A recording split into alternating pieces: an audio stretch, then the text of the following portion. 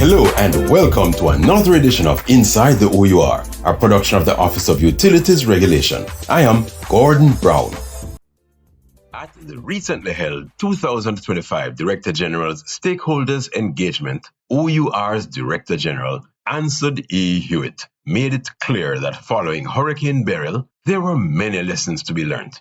His emphasis was on the ways to improve the capability of the nation's utility sectors to withstand such a natural disaster and, afterwards, quickly recovering from any damage that had resulted.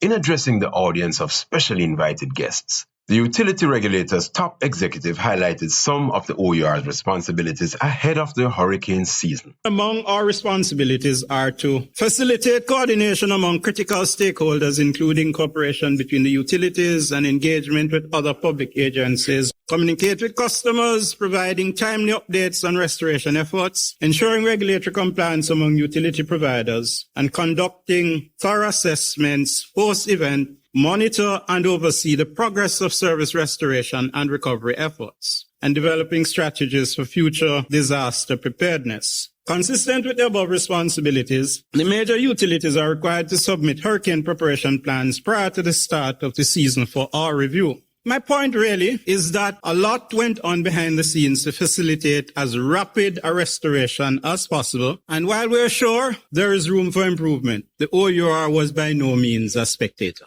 Mr. Hewitt said Hurricane Beryl highlighted some deficiencies as well as the concern regarding theft and vandalism of equipment and supplies which hamper utility services restoration following a natural disaster. Hurricane Beryl underscored the extent to which the major utilities and other key infrastructural agencies are interdependent and the need to ensure that their redundancies and contingencies are in place to mitigate what I'd like to term single points of failure. Apart from the wide-scale damage done to the network of each utility, there were many instances in which service could not be provided because another utility was out of service.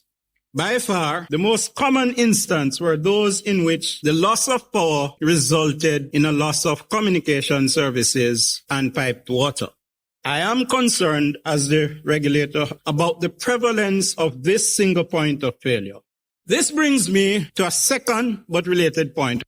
To provide redundancy and contingency against the prevalence of single points of failure, our utilities must invest in such things as batteries, fuel storage, standby generators, pumps, solar panels, etc. To the extent that criminals and vandals prey upon these facilities, they make such investments prohibitive and endanger entire communities, sectors, and subsectors. The utilities can speak eloquently about how many areas were out of service for more days than would have been necessary if some criminal had not made off with critical emergency supplies and equipment, or where persistent criminal encroachment discouraged strategic contingency replacements. I want to use this occasion to signal the OUR's unequivocal support for the strongest legal measures feasible against any kind of criminal encroachment on the network and services of the regulated public utilities. Don't forget to like our Facebook page and follow us on Twitter, LinkedIn, and Instagram. Subscribe to the OUR Jamaica Hub, OUR's new look YouTube channel. Subscribe to the OUR Chat podcast on Spotify. I am Gordon Brown. Join us again next week for another edition.